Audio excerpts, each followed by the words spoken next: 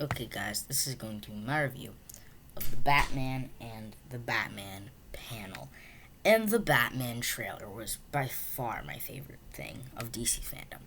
That trailer I loved, just from the almost like horror, gritty, dark vibes. Just felt something so unique, but yet so comics accurate. Where you can give something. What I love about this trailer also is that it doesn't feel the same. Because this is like what, the sixth, seventh, eighth interpretation of the Batman? Maybe ninth, tenth, whatever. You know, we've gotten so many interpretations of the Batman, so many great interpretations of Batman. What I love about this is it's different. And different is not negative, and different is not positive. In this case, it's positive, where it doesn't only feel. It doesn't feel like the '89 Batman, or the obviously the Batman and Robin. It doesn't feel like that. It doesn't feel like the Christopher Nolan films. It doesn't feel like Ben Affleck's version. It doesn't feel like you know uh, all these different versions. It feels its own, and I think that's a great thing. And I was worried of like, well, how was Pattinson gonna fit the role? And he, as Batman, he was great. Like that shot where he's beating them up, whether it's a stunt double or whatever.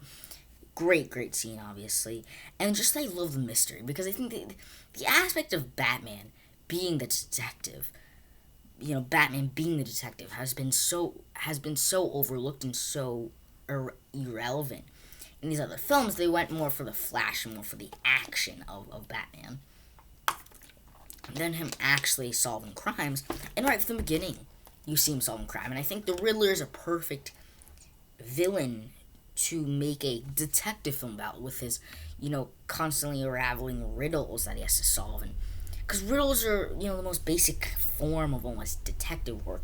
And diving into that, I love this idea that it's like year two, and it's a new state of a Batman because we see his origin story. We've seen his origin story, and then we see him as Batman, but we never see him. We never see him as Batman, but becoming Batman. Where it's like you can still have that story of becoming without going into all his origin stories and how he became Batman. You can have him be Batman with still having him learn to become Batman. I think that's what setting in year two could really be like.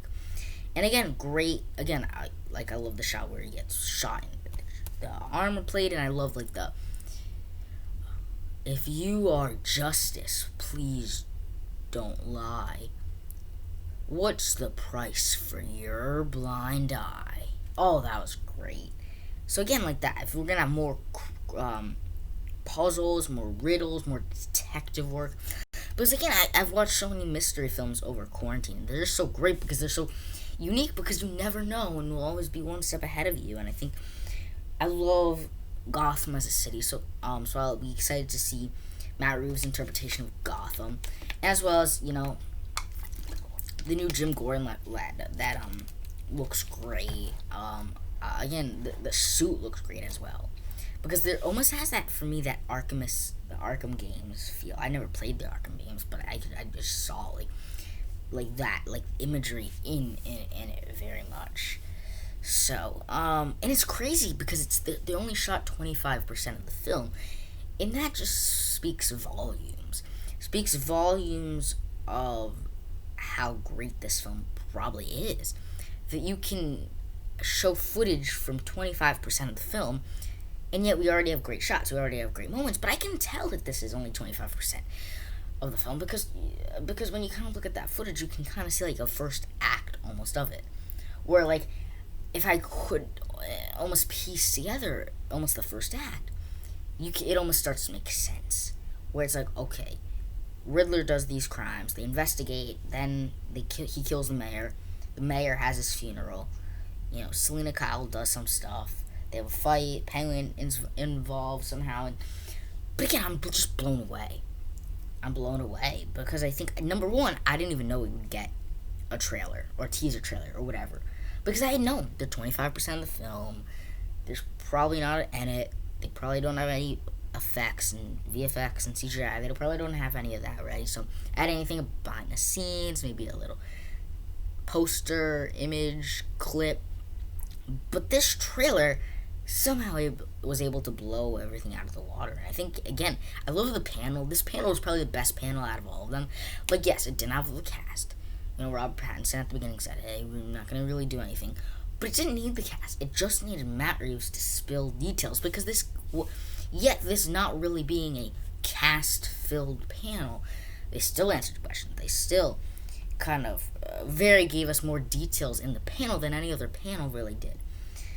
So I think the biggest thing that I enjoyed about the panel was just establishing the fact that this is year 2. He's still developing. He's still growing as a character, as Batman. I think adding stuff and kind of developing the sense of character. And I think Robert Pattinson was an interesting Bruce Wayne. I think when you saw him as Bruce Wayne, it was like a very dark horror feel where it's like this doesn't seem like the most fateful Bruce Wayne, but it didn't have to be. It just felt unique because again, once you have so many interpretations of the same character, switching up always feels great and always feels unique. And again, I felt like this trailer was oddly and extremely comics accurate and just not like the storyline, but just that feel of just you're reading a comic book come to life, like a dark Batman comic come to life. But I think what I think is interesting and a little bit worries me about this film is the villain's problem, or not problem, but they have the Penguin, they have Catwoman, and Riddler. Riddler seems to be the main villain. I'm totally stoked for that because I mean, like you see his great lines, and I love how establishing the Riddler and all his mischievous jokes and riddles and Batman solving that seems such a great idea for a mystery film, to have riddles, to have jokes, or to have stuff like that, and rhymes and clues. And so I think the riddle, out of all the characters, to create a Batman mystery crime detective film, the Riddler is probably the best one, because even when they had the Riddler in Batman Forever, that was honestly when the Batman films felt the most detective stuff was actually in Batman Forever, when you dealt with the Riddler and his jokes then, until it became totally wonky about the stuff with like mind control, whatever. Forget that part. But that doesn't change the fact that, again, I was stoked. I was blown away by everything. Because, like, I don't know how to describe it. I was just blown away by just the trailer, by the quality of the trailer, by the footage shown in the trailer of the different, riddles and detective crimes, the music, different action sequences, the stuff at the funeral, and I was actually surprised how much I could honestly piece together of this film. 25%, and I think what I love is it's only 25%. Oh yeah, I totally got off track about the whole problem with the film. Yes, the villain thing is that there's Catwoman, Riddler, and Penguin. I don't know how they're all gonna connect. Cause I think if Riddler seems to be such a strong villain, that why is Penguin in the mix?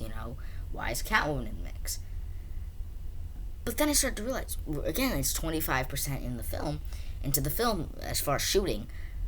So we don't know, like, they could easily, because I feel like the Batman Rogues Gallery in the comics is the villains always usually work together.